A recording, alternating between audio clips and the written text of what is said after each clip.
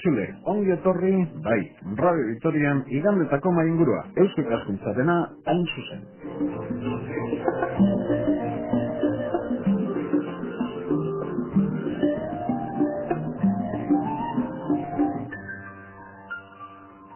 Hoy sobre la mesa de Eusko Ikaskuntza Sociedad de Estudios Vascos, el siguiente tema, obesidad infantil, con dos invitados. A mi izquierda, Pedro Ramos Calvo, doctor en medicina. Pedro Gabón, buenas noches. Gabón, buenas noches y gracias por invitarme a esta mesa. Y yo te iba a decir que bienvenido a esta también tu casa. Y Susana Liberal, psicóloga. Susana, Gabón, buenas noches. Gabón, buenas noches. ¿Desde cuándo os conocéis, Susana? Pues hace ya unos años que nos conocemos, no sé de cuántos. No voy a matizar mucho porque iba a añadir desde hace muchos años, pero bueno, yo creo que igual va para la docena o un poquito menos de la docena. Sí. Y además tengo la fortuna, yo particularmente, de contar con su colaboración y con su trabajo en algunas de las actividades que están muy relacionadas precisamente con la obesidad infantil.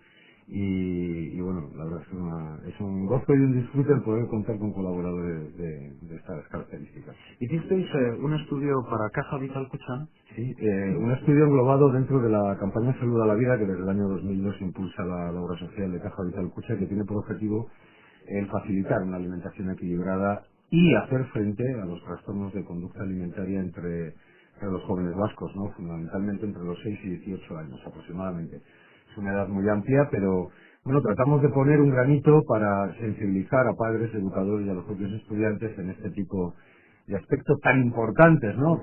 Para la vida, como es la alimentación equilibrada o bien los trastornos de conducta alimentaria y máxime en unas circunstancias como las de ahora en las que, bueno, la obesidad infantil, si englobamos sobrepeso y obesidad, tenemos que hablar en Euskadi de un 23-24% aproximadamente, o de los trastornos de conducta alimentaria que pueden llegar a afectar al 3,5% de los jóvenes, ¿no? Entre 6 y 18 años.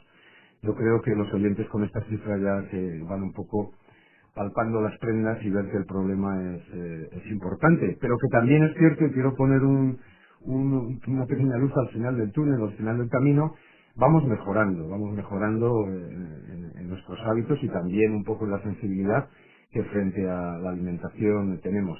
Que si me lo permite, si no quiero, bueno, la noche como es este momento quizás invita a ello, pero para nosotros el cuerpo es la casa de nuestra vida y todo el mundo nos dedicamos esfuerzos importantes a mantener la casa en orden, lo mejor posible, a rehabilitarla, a que no tenga goteras. Sin embargo, descuidamos, ¿verdad?, a veces el cuerpo, que es la casa de nuestra vida, y de ahí que surjan esos desbarajustes, esas enfermedades, etcétera, con excesiva prontitud.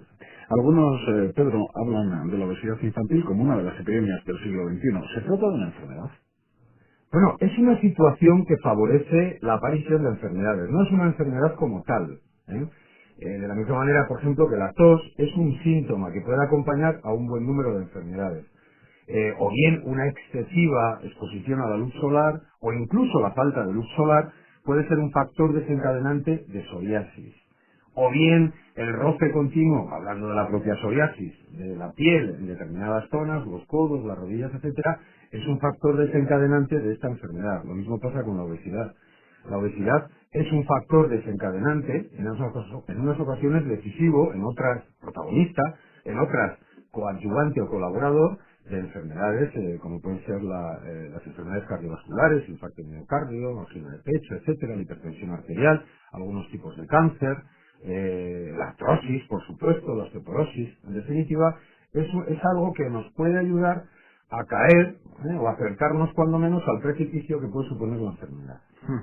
Obesidad infantil va a ser el tema a lo largo de los próximos minutos. Antes nos dabas unos porcentajes importantes de Euskadi respecto a la obesidad infantil, pero ¿cómo calibrar si un hijo, un niño es obeso o no lo es?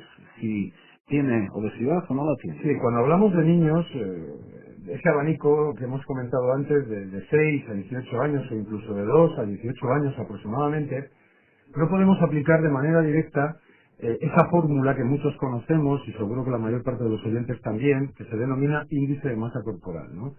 Y que es igual a dividir el peso en kilos por la altura en metros al cuadrado. Por ejemplo, una persona que pesa 70 kilos y mide 1,70, habría que dividir 70 kilos entre 1,7 al cuadrado.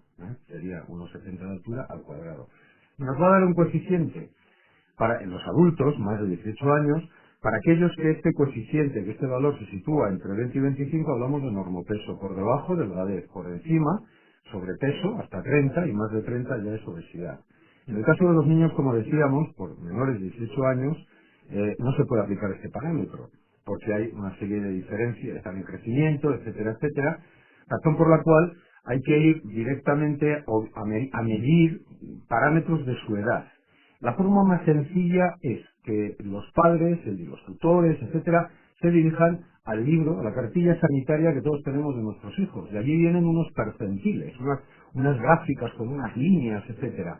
Si nuestro hijo tiene un peso que se acerca a las curvas de arriba, que casi se sale incluso de la gráfica, hablamos de obesidad.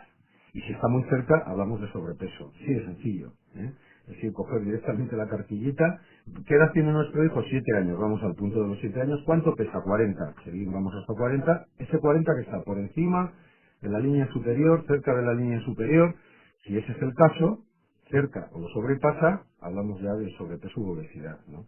En cualquier caso, siempre se sospecha, o se puede sospechar, pues bueno, por el volumen que tiene el crío, los hábitos a la hora de comer, etcétera, etcétera, y en una de las consultas rutinarias con el pediatra, pedir consejo, pedir orientación, y en el caso de que sea en las circunstancias sobrepeso u obesidad, pues aplicar unas normas dietéticas, no más, unas normas dietéticas, educarle en unos hábitos alimentarios, etcétera, para corregir la situación.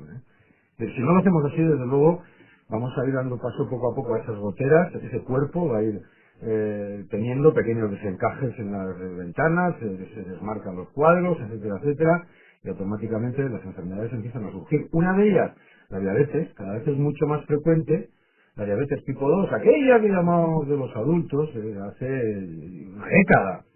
Sin embargo, estamos viendo cada vez con mayor frecuencia en niños de 14, 12, 16, 18 años. ¿Por qué? Porque el páncreas está siendo sometido, sobre todo con el abuso de los dulces, de las golosinas, las palomitas, esos paquetones que te dan a la entrada de los cines, etcétera, etcétera, te obliga a trabajar el páncreas de una manera abusiva, un día y otro día y otro día, y al final el páncreas, de tanta insulina que produce, dice, mira, majo, yo, oye, Pepe, Juanito, Ismael, Gaisca, Iker, hasta aquí he llegado. No puedo producir más insulina y aparece la diabetes. ¿Tiene que ver la obesidad infantil con el estado de bienestar, con países desarrollados, con Occidente? Yo, vamos, totalmente de acuerdo. Yo creo que ha habido unos cambios sociales y culturales que determinan muchísimo nuestros hábitos de alimentación. Aquí tenemos la dieta mediterránea y ahora hacemos la dieta supermercado, ¿no? Compramos mucho hidrato de carbono, mucha grasa saturada, comidas muy rápidas, se premia a los niños con la comida pues rápida, basura, hamburguesa, pizza, se utiliza de premio, y yo creo que eso es un cambio totalmente cultural y social. Y se incide en que los niños tengan mucho acceso a ese tipo de comida llamada basura, que tengan acceso a las chucherías, a los refrescos, a la bollería industrial. La incorporación de la mujer tradicionalmente ha sido la que siempre se ha ocupado de los niños, ¿no? Hoy día la mujer está trabajando. ¿Qué consecuencias tiene esto?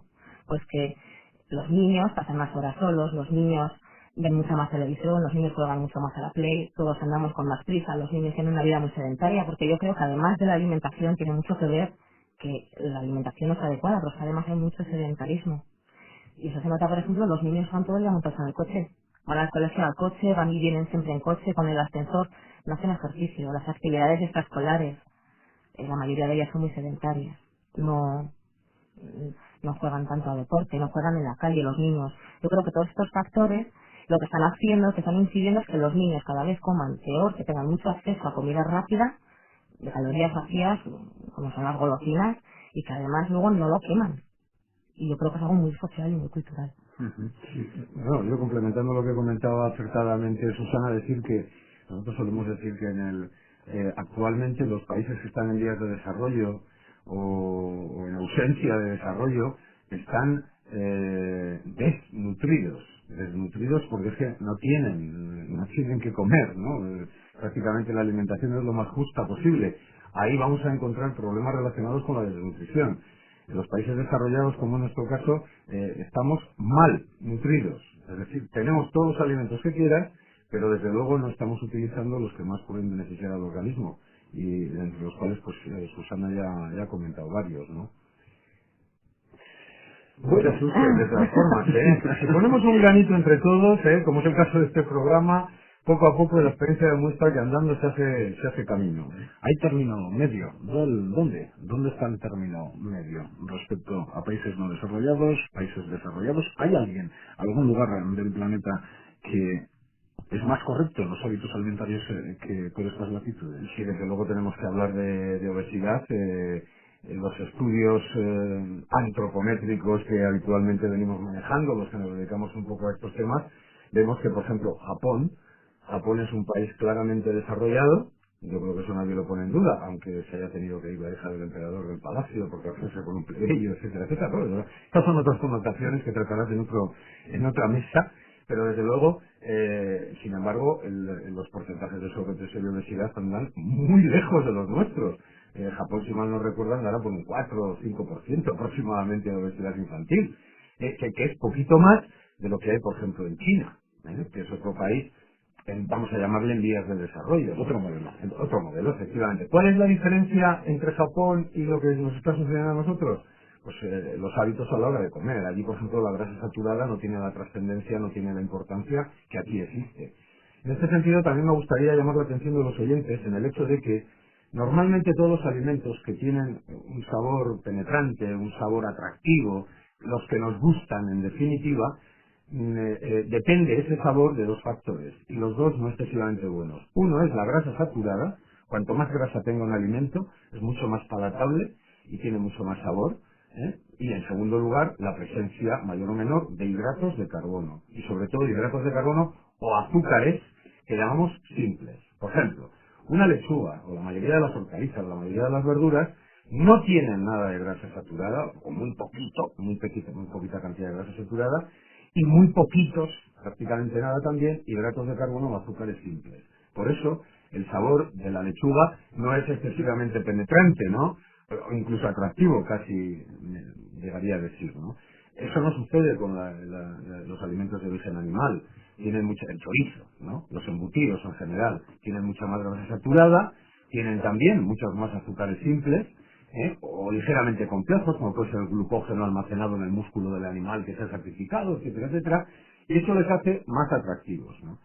Si además a eso le añadimos luego rebozado, empanado, etcétera, etcétera, que hace cri cro en la boca, resulta muchísimo más atractivo, rápido de preparar, y nos da la solución al problema que antes Susana planteaba. Falta de tiempo, que es otro de los grandes problemas en casa, la falta de tiempo a la hora de elaborar la comida. Y segundo, que no queremos discutir ni con el pequeño, ni con el mediano, ni con el mayor. Y entonces nos da igual hacer el San Jacobo rebozado, que las croquetas por décima vez en lo que va de semana. Esto es así, ¿no? Entonces, son dos condicionantes muy importantes, ¿no? A la hora de plantear la alimentación de los más pequeños. Yo hace poco, compartiendo, dicho sea de paso, meses manteca, además, porque de vez en cuando también hay comidas de trabajo, livianas, con María José Rosselló, que es una experta en dietética muy conocida, y ella me comentaba, dice, es que yo todavía no llego a entender cómo nosotros padres dejamos decidir a nuestros hijos sobre su alimentación, que es uno de los pilares básicos para que su cuerpo se construya, esa casa, que es el cuerpo, la casa de la vida, se construya de forma adecuada. No les dejamos decidir cuándo tienen que irse a la cama, o si no quieren lavarse los dientes no se lo permitimos, o no sé qué, no sé cuánto, pero les dejamos todo lo que quieren en la alimentación. La verdad es que es una incongruencia, ¿no? Pero un niño puede tener 4 o 5 alimentos que no le gustan, sí, pero no 14.000, te quiero decir. Claro. No me gustan los callos, sí, pues no comes callos, no me gusta no sé qué. Sí. Eso es normal. Lo que ya no es normal, ¿qué es? ¿Verduras? No, ninguna. Efectivamente. Eso muchas veces a los niños no les gusta un determinado alimento ya de entrada, o bien porque la presentación es excesivamente no es excesivamente atractiva, o bien porque el alimento no es excesivamente gustoso, no le dice nada, entre comillas. Es lo que hemos comentado de la lechuga. Nosotros hemos hecho la prueba muchas veces en la campaña Salud a la Vida con menores de 10 años, entre 7, 8, 9 años. Por ejemplo, come un tomate, y bueno, alguno te lo come, la mayoría no te lo come, tal cual, come este trozo de lechuga, lo mismo.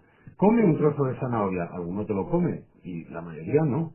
Pero cuando mezclas el tomate, la zanahoria y la lechuga y formas unas figuritas en el plato que le llamamos ensalada de insectos, y hay una mariquita por un lado con el tomatito, una lombriz por otro lado con la zanahoria, etcétera, y se lo devoran todos. ¿Qué quiero decir con esto? Que tampoco es cuestión de cualquier alimento, sin más, dejarlo encima de la mesa, tal. Es que el niño, como nos pasa a los mayores, pero los niños más, comen por los ojos, comen por el olfato y comen por el gusto. Y hay que preparar también todos los alimentos de una forma más apetecible desde un punto de vista visual, olfativo y también del gusto, ¿no?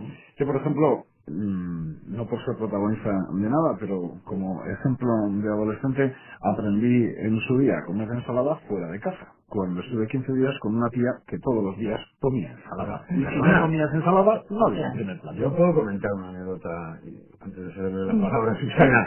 Vamos, que hace 2 años así que la viví y es que no puedo reprimirme en contarla porque me dejó estupefacto. Llega una criatura de 12 años que llega a comer a casa. Teníamos aquel día pues, garbanzos con un poquito de berza, etcétera, y nos pregunta qué eran aquellas bolitas. Entonces, bueno, solventamos el trámite como se pudo, de una manera educada, pero que te pregunten a los 12 años que qué son esas bolitas, ¿no? Te veo tu cara también cuando te ponían ensalada fuera de tu casa y que es otra cosa verde, ¿no? Pues es algo parecido, ¿no? Y estas situaciones se están dando, pero es eso, como comentaba antes Susana, la falta de tiempo, que no quiero discusiones, que no nos rompemos un poquito la cabeza, ¿verdad? Perdona, Sí, pero no, es que yo creo que se tiende mucho hoy día sin ánimo de culpar a nadie, no es una cuestión de echar culpas, ¿no? Es un problema de todos, andamos con prisas y yo creo que lo que menos apetece muchas veces es ponerte a discutir con los hijos. Entonces se tiende a permitir, igual que se permiten otras muchas cosas, pero también en la comida. Entonces ese, no me gusta, bueno, venga, come lo que quieras, porque por no oírte, y entonces yo conozco niños, ya que estamos en anécdotas, que solamente comen macarrones con tomate mucho, sí. y huevos cocidos. Es la única alimentación desde los 6 hasta los 8 es lo único prácticamente que ha comido. Entonces, ¿por qué? Porque por no discutir es que, ¿qué voy a hacer, Susana? ¿Todos los días hay discusiones? Pues no. Pero sin embargo luego iba a casa de otras personas y sí comía más cosas. Sí, qué bueno. Mira, Y qué bueno está eso, ¿eh? aquí sucede, y yo creo que Susana lo va a corroborar, algo muy parecido a lo que acontece con la enuresis nocturna, salvando las distancias, ¿no? La enuresis nocturna es un problema muy extendido entre los pequeños, sobre todo entre los chicos, pues que no tienen un control del esfínter urinario durante la noche y pueden orinar en la camita.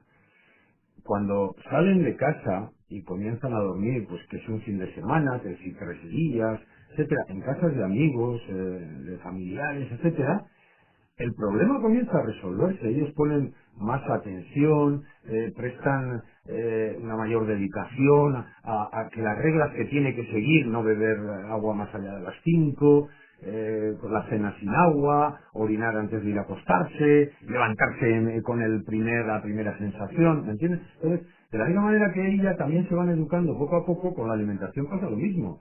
Muchas veces el comer fuera de casa es beneficioso y está demostrado en criaturas de 7, 8, 9 años que comen en la escuela, en el instituto, etcétera.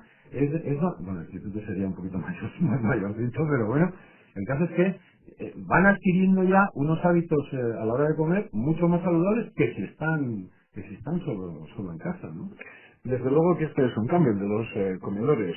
El otro día, por ejemplo, en una reunión de comedor, nos comentaban una serie de padres que en un centro educativo de Vitoria-Gasteiz en concreto, ya a los 3 años, la edad más habitual a la hora de incorporarse los pequeños al sistema educativo, ya más del 50% de las clases están en los comedores y que va en aumento año tras año, cada vez más niños se quedan en los comedores. Sitúa esto en una diferente situación el tema que estamos hablando, o incluso puede ser para bien, por lo que comentábamos, que fuera de casa uno se aplica más que en casa. Yo creo que es beneficioso, porque Pedro antes ha comentado una palabra que yo creo que es clave, ¿no? Que es la educación. Igual que educamos a los hijos con normas de decir gracias, perdón, ¿no? Saludar, cosas básicas, también hay que educar con la comida. Y yo creo que como en casa, por todos los factores que estábamos diciendo antes, muchas veces no se puede, no hay tiempo, en el comedor los niños generalmente tienden a comer de todo. Pueden tener ese típico alimento que no les gusta, pero no ponen tantos problemas con la comida. Y yo creo que es algo de educación. Y los comedores yo creo que están haciendo una labor hoy día educativa, por lo menos con los pequeños, muy, muy importante. Los problemas, nos comentaban Susana, comienzan a partir de los 6 años. El no quiero, el ¿qué me vas a decir tú? Que coma. Bueno, es un poquito más tarde, Sí. a los 12 años y demás. Pero esa aplicación también, pues luego ya no es tanto llevada a la práctica. Y en ese sentido es un problema, claro, porque los padres pues exigen a los responsables del comedor que su hijo coma. Y el responsable del comedor dice, pero ¿cómo voy a hacer yo comer a un individuo de 15 años que te dice, ¿quién eres tú para mandarme a mí? Claro, es que yo subrayo lo que ha comentado Susana. Yo también creo y soy de los que, por lo que veo, observo, ¿no? Un poco por la experiencia diaria, que los niños que van a un comedor, simplemente por el hecho de compartir la mesa con sus amiguitos, que su amiguito lo come, eso le da confianza, pues yo también voy a comer la ensalada que antes no comía, etcétera, etcétera. Es un lugar de educación, no solo para los hábitos a la hora de comer, sino cómo se debe de comer, etcétera, etcétera. Yo sí le veo dos flecos, o dos pequeños matices, no problemas, pero sí dos flecos que hay que cuidar. Uno, que los padres dejemos la responsabilidad de la educación a la hora de comer en los comedores.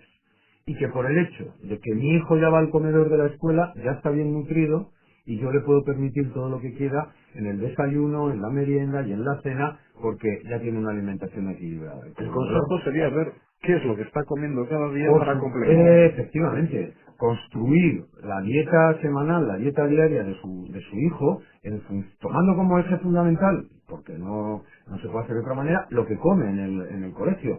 Pero si ese día ha tenido pasta, de segundo plato un pescado blanco cocido y de postre un yogur, pues por la noche que coma un poco de verdura, o que coma un poco de hortaliza, macedonia de frutas, o una carne a la plancha, lo que fuere, pero complementarlo, ¿no? Esto es fundamental.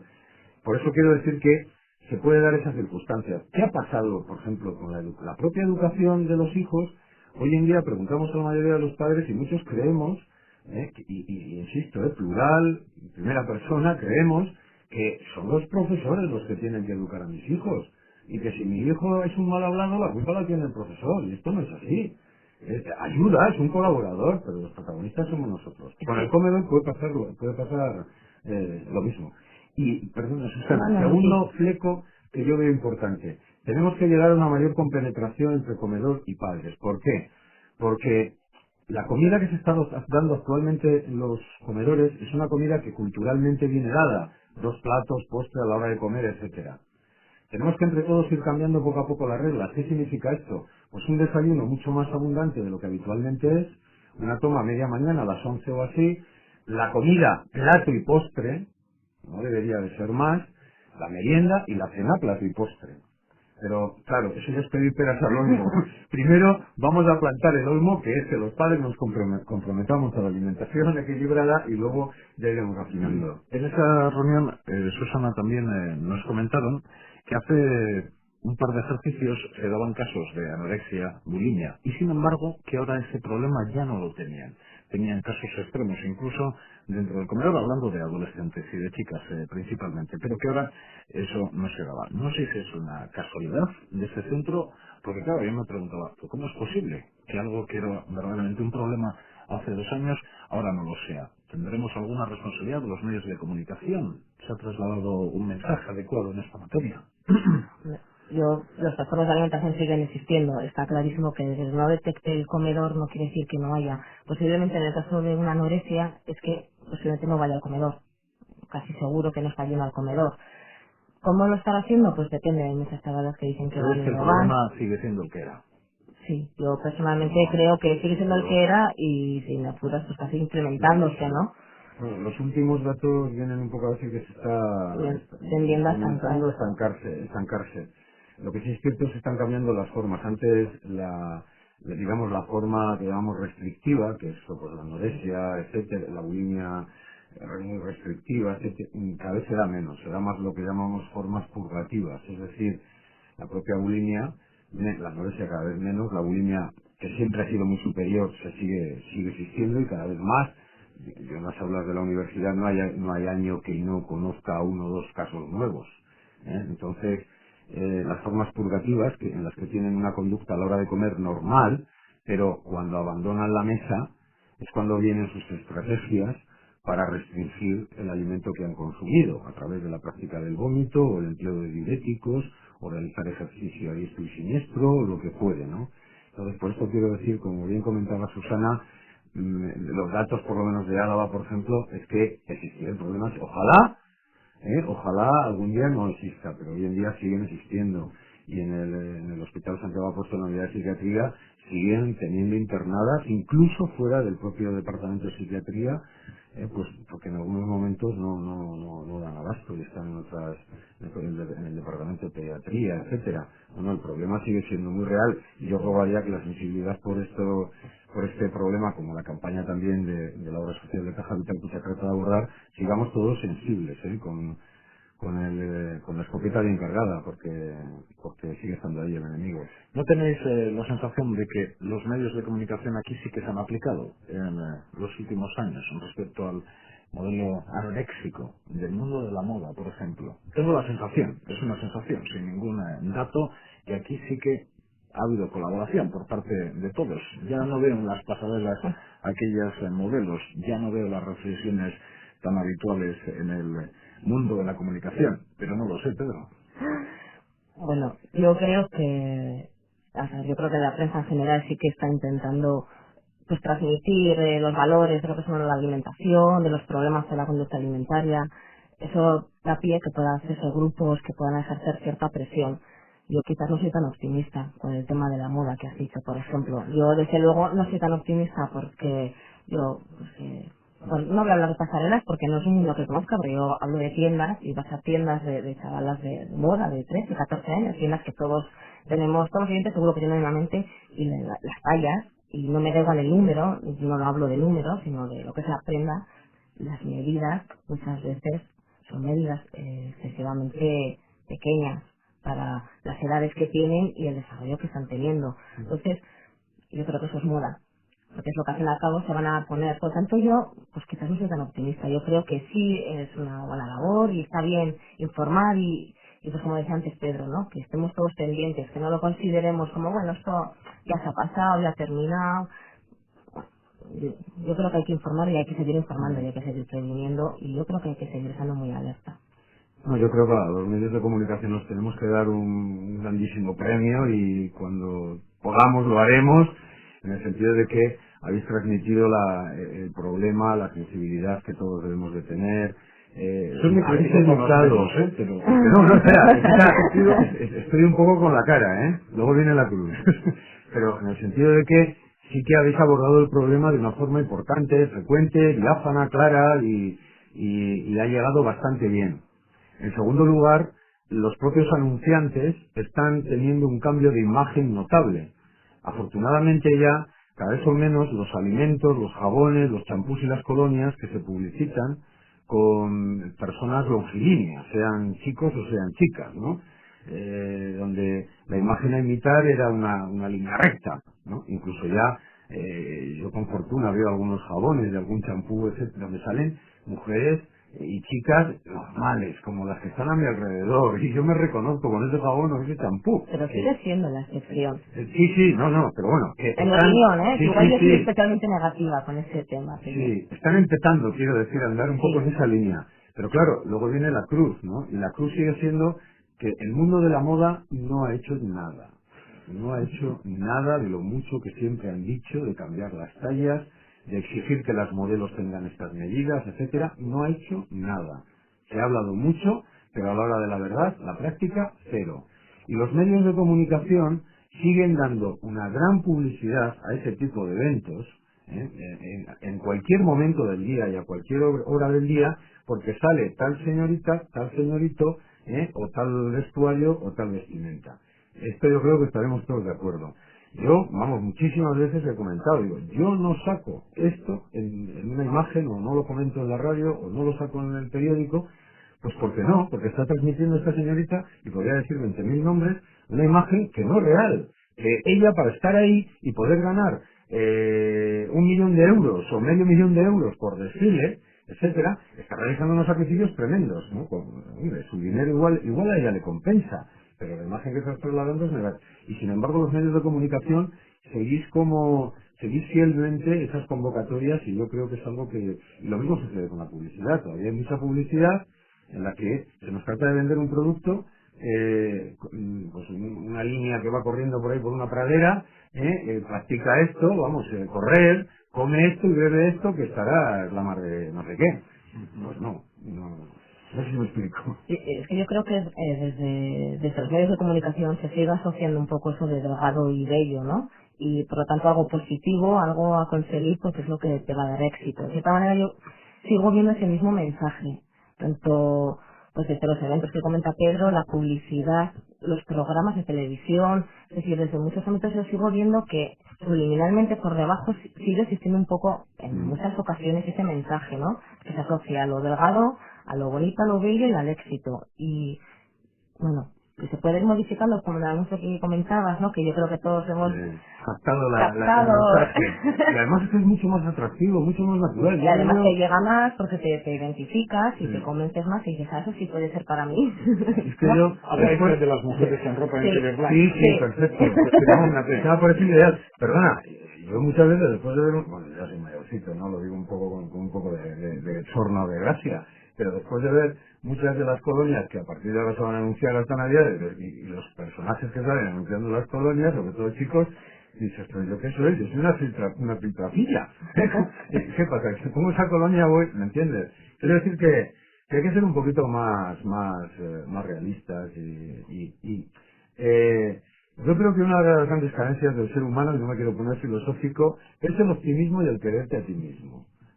El quererte a ti mismo, levantarte por las mañanas, mirarte y a ti misma, mirarte al espejo y decir, jo, qué bien, tenemos un día más, vamos a pasarlo bien, a trabajar lo mejor que podamos, a disfrutar con nuestros amigos, nuestra familia de la comida, por la tarde a dar un paseo o al cine o yo qué sé, y ver el vaso siempre medio lleno, ser optimistas y querernos a nosotros mismos. La publicidad muchas veces, los medios de comunicación que se hacen eco de lo que la lata que les envía el publicista hay que poner, etcétera, muchas veces va en contra de ese mensaje y no te deja quererte a ti mismo, porque parece que es la envoltura lo que los demás van a valorar de ti, no como eres. Sin embargo, es complicado esto, Susana. Es complicado. Por ejemplo, si eres un niño y te dicen, tú no vienes al cumpleaños porque eres gordo. Y esto es algo que con el tema de la obesidad infantil es un problema muy serio, ¿no? Es el rechazo social, las burlas, se ríen mucho, ¿no? Los chicos, por ejemplo, con el tema del deporte, al tener mayor peso, son mucho más atosos, entonces se les excluye para jugar, ningún niño quiere jugar con ellos, y esto les va haciendo que se vayan aislando. Es muy complicado, realmente es muy complicado y los niños sufren mucho. Estamos observando pues que los niños tienen lo que los psicólogos llamamos autoconcepto negativo. ¿A qué se refiere? Desde luego que se ven a sí mismos un poco en la línea, lo que decía ahora Pedro, ¿no? Su autoestima, se ven a sí mismos mal, que se ven que no son eficaces, que ellos no pueden hacer las cosas, que ellos no pueden tener amigos como los demás. ¿Por qué? Porque en el cumpleaños no quieren estar conmigo. Y piensa, pues porque soy gordo, porque soy tonto, porque no soy divertido, porque soy patoso, es decir, empiezan a añadir adjetivos, ¿no? Sienten que no controlan tanto, porque los niños ya con 7 8 años hay niños que te dicen, pues voy a dejar de comer, voy a comer menos, voy a intentar controlar lo que como, voy a intentar comer menos chucherías. Es decir, ellos, bueno, al fin y al cabo se aprende también observando, ¿no? Ellos observan y empiezan a intentar repetir, pero no pueden, pues porque todavía son muy pequeños, no saben, no tienen las herramientas necesarias para hacer ellos solos ese tipo de, ¿no? de intentar compensar sus gorduras. Entonces, ¿Y ante eso? yo creo que aquí la gran responsabilidad, de vuelvo a hablar de los padres, es que yo creo que el niño está sufriendo, y es evidente que el niño está sufriendo, ¿no? Yo creo que los padres no solamente tenemos que mirar a los hijos por lo físico, yo creo que tenemos que mirarle también por cómo están. ¿Pero Y tú desde le luego, pondrías una dieta? yo creo que cuando hablamos de dietas con niños, y eso podrá decirlo mejor Pedro, pero cuando yo creo que hay que tener mucho cuidado, es decir, yo creo que hay que adaptar la alimentación, evidentemente, ¿no? Pero no creo que la solución sea poner una dieta restrictiva o... ¿Por qué? Porque los propios niños yo creo que se angustian mucho, ¿no? Y nos estamos encontrando igual gente más adolescentes que han empezado con dietas más restrictivas cuando eran niños luego terminan la dieta y no existe ese mantenimiento, ¿no? ¿Qué sucede? Que vuelven a comer mucho, pues vuelven a recuperar gran parte del peso, todo, en muchas ocasiones lo superan, vuelven a comenzar, entonces empiezan en este ciclo de subo, bajo, ¿no? Que yo creo que es muy para la salud muy negativo. Entonces, Sí, no, el tema de las dietas, como comentaba Susana, a la hora de hablar en niños es muy delicado. Yo casi ni utilizaría el término dieta, sino el adquirir unos nuevos u otros, poco a poco, hábitos a la hora de comer, donde cada vez son más infrecuentes los empanados, los rebozados, las frituras, etcétera, y tienes la misma cantidad pero de otros alimentos, ¿no? Otros alimentos cuyo valor calórico es mucho menor, etcétera, etcétera, ¿no? Es digamos lo mismo que en el adulto. Yo habitualmente cuando algún amigo, tú no porque no lo necesitas, o la lengua se ve, vamos, en todo caso sería para engordar, pero vamos, Bueno, alguna rueda Michelin de ahí por ahí. bueno, quiero decir que cuando un amigo o amiga, etcétera, me comenta, oye Pedro, mira, necesito algo para perder unos kilos y demás, digo, mira, la solución es muy fácil. Una, muévete un poco más, y eso ya, haz lo que tú quieras, nadar, correr, saltar, brincar, ciclismo, bailar, que el bailar también desgasta mucho, dicho sea de paso. Tener hijos. Tener hijos, bueno, tener hijos e intentar tenerlos, las dos cosas. El caso es que, y añadir a ello, cambiar una serie de hábitos, por ejemplo, en lugar de hacer una ensalada con muchos sacramentos, con mucho bonito, con carne magra, etcétera, etcétera, pues hacer una ensalada donde haya mucho más de tomate, mucho más pepino, que es diurético, calabacín, zanahoria, que no pasa de 100 kilocalorías por cada 100 gramos, que es cambiar de hábitos. La diferencia entre las patatas cocidas y una patata chip de bolsa es que es el triple. 100 gramos de patatas cocidas son 150 kilocalorías, no llega a 120 kilocalorías. Las patatas chips, las de bolsa, las llamadas patatas inglesas, son casi 500 kilocalorías. Y no te hablo ya de las palomitas que te comes cuando vas al cine. Vamos, si no... Y yo quería apuntar solamente una cosa a lo que comentas, Pedro, que para poder hacer esta modificación de hábitos, yo he comentado antes el tema de la familia, y lo quiero recalcar porque creo que es importante, el modificar el hábito de un niño no se puede hacer si no modifica la propia familia sus propios hábitos. Es decir, no se puede al niño modificarle los hábitos, empezar a ponerle ensaladas, estupendas ensaladas, pero mientras tanto yo me estoy comiéndome unas patatas fritas, ¿no? Por mantener los ejemplos estupendas, y pero tú no puedes. Es decir, yo creo que tienes que empezar a modificar los hábitos, los propios padres como adultos, el resto de los hermanos que posiblemente también pues, la alimentación no tendrán un hábito muy adecuado, y que yo creo que hay que ayudarles no solamente al niño, es que hay que educar primero a los padres para que puedan a su vez educar al hijo. Y a la inversa, también se plantean muchas unidades familiares que cuando alguno de los progenitores, y error que se comete con mucha frecuencia, se pone a dieta después de Navidades porque ha venido el turrón antes del verano para que el bikini me entre bien o el pantalón vaquero en el caso del señor o del caballero, etcétera, y este hábito de ver tanta dieta ahí por allí pululando a los 7, a los 8, a los 9 y a los 10 años, les va adquiriendo también un hábito de práctica de restringir la comida en situaciones de necesidad, y de ahí a facilitar el desarrollo de dietas restrictivas y, llegado el caso, trastornos de conducta alimentaria, hay un paso. Por eso los padres somos ejemplo para todo, para lo bueno y para lo malo. Y hay que estar a las dudas de las maduras. Es que educar no es solamente poner normas, ¿no? Yo creo que muchas veces los padres no es un poco el que no sabemos muy bien cómo hacerlo. No es solamente el poner unas normas, es poner unas normas claras, que se cumplan, pero luego además otra parte importante de la educación es el modelado, es el que el hijo ve lo que tú haces.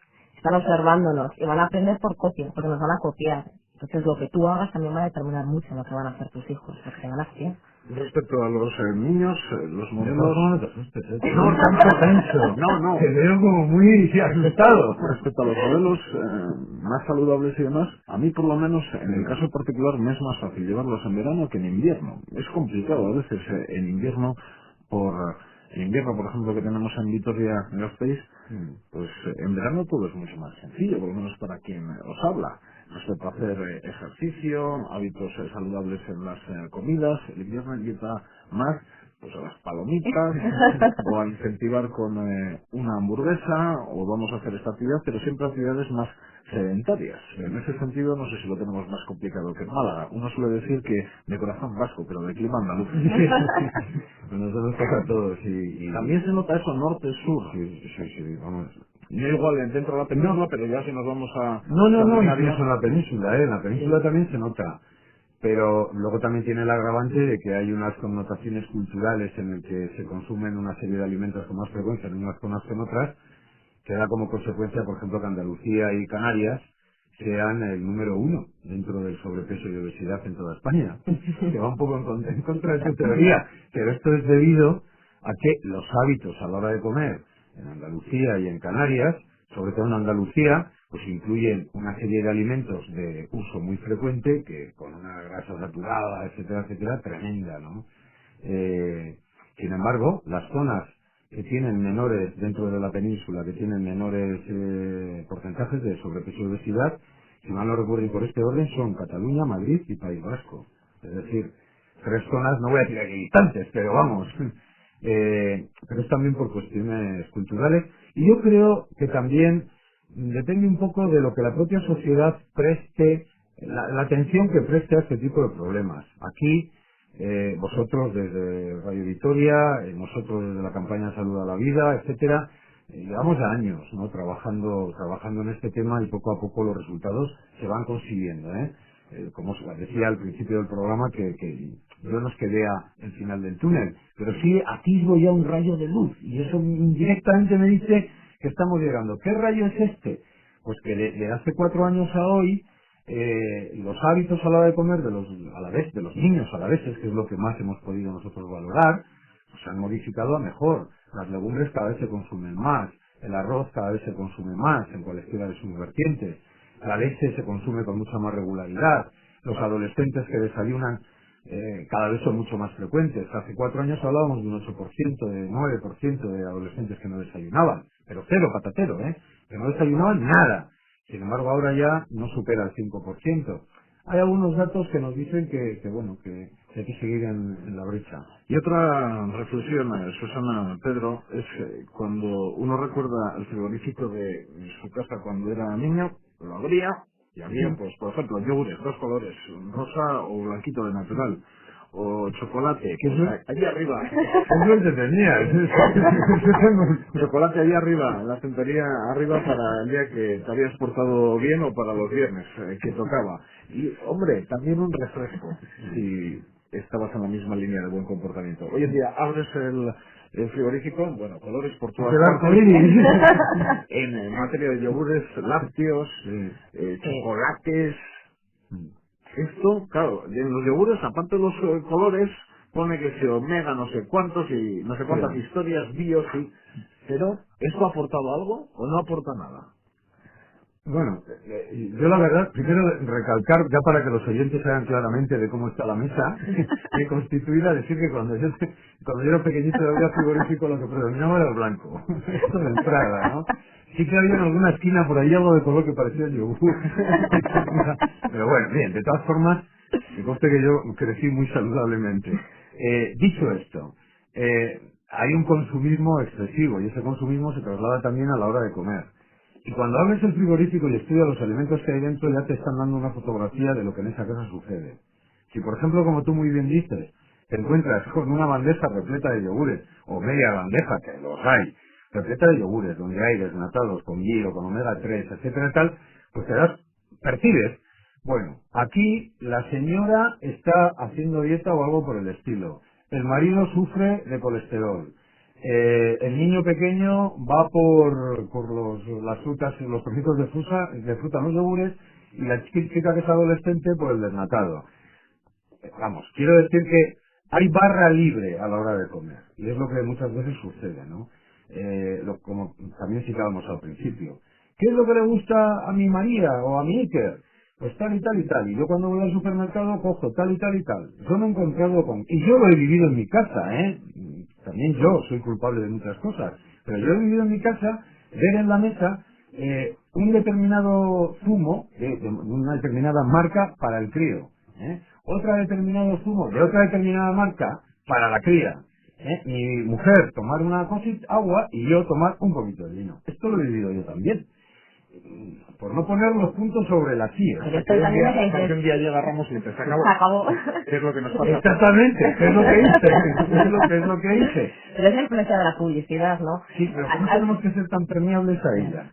Pero vuelvo otra vez a lo mismo, hay muchísima publicidad dirigida a los chavales, ¿no? Desde niños a adolescentes, y yo no sé, si ponéis el horario infantil, además de muñecos, juguetes, también anuncian muchísimos refrescos, zumos, bollería, dulces, muchísimo, y lo presentan muy atractivo, con mucho colorido, con justamente todo lo que decíamos, que es lo que les va a hacer a los niños, que les entre por los ojos y les apetezca y lo deseen, y además de gusto va a ser muy sabroso para ellos. Y otro elemento importante, Aita tiene cosa, trae algo. Sí.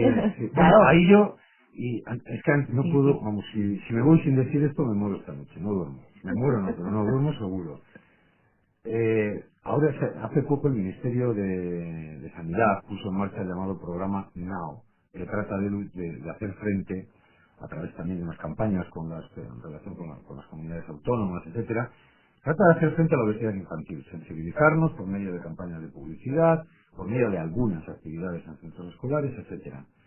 Yo a este programa NOW le veo un gran punto débil, y que ojalá alguien recoja esta iniciativa, que es de muchos especialistas, y es limitar al máximo la publicidad que se está dirigiendo relacionada con la alimentación a los más pequeños.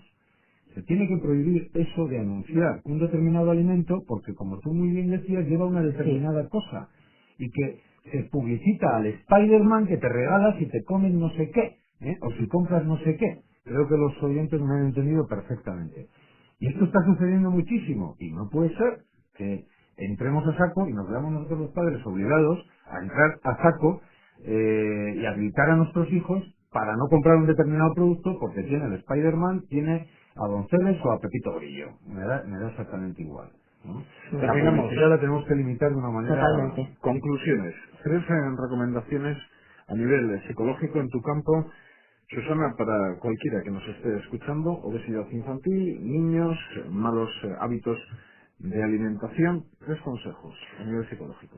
Pues uno, tomar conciencia de que realmente la obesidad infantil comienza en la familia, por lo tanto que tenemos que hacer una revisión de nuestros propios hábitos. Segundo, el sedentarismo. Hay que hacer más actividades con los hijos, tenemos que utilizar menos el coche, tenemos que andar más, tenemos que salir más, los niños tienen que jugar más, menos play, menos tele. Y si hay que ensuciarse las botas, que estamos en invierno y es lógico que haya barro. Además a los tíos les gusta. Les encanta saltar por los charcos. Antes, ayer yo veía a los niños que van saltando por los charcos a más de contentos, o sea que ellos van a estar muy contentos y luego son antes de la lavadora, o sea que no hay tanto problema.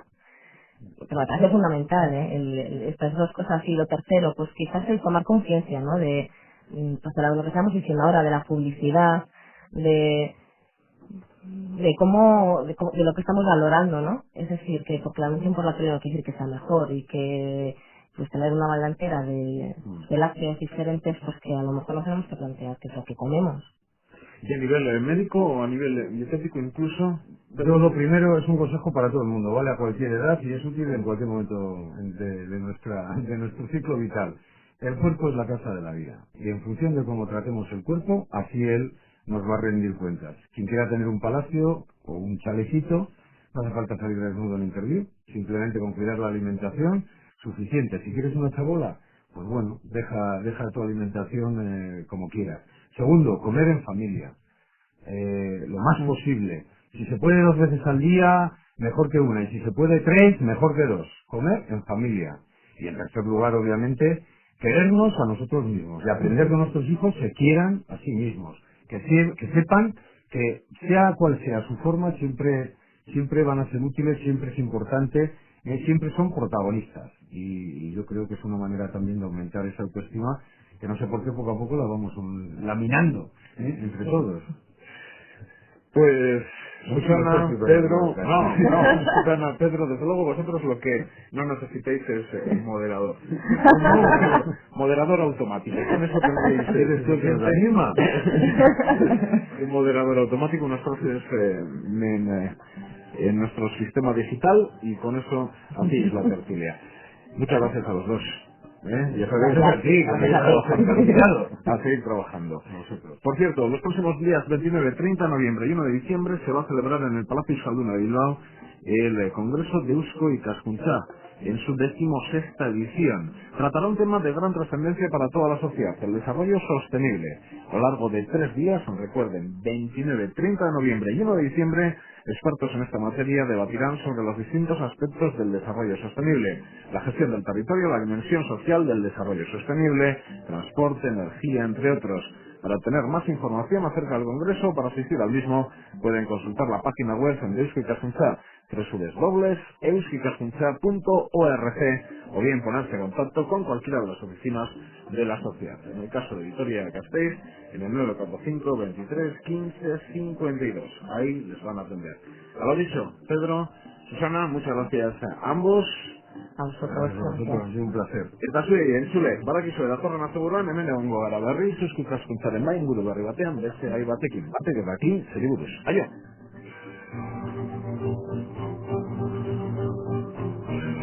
Para cualquier duda, sugerencia y demás, Eusko Ikaskuntza tiene su sede en Vitoria-Gasteiz, en la calle San Antonio, número 41.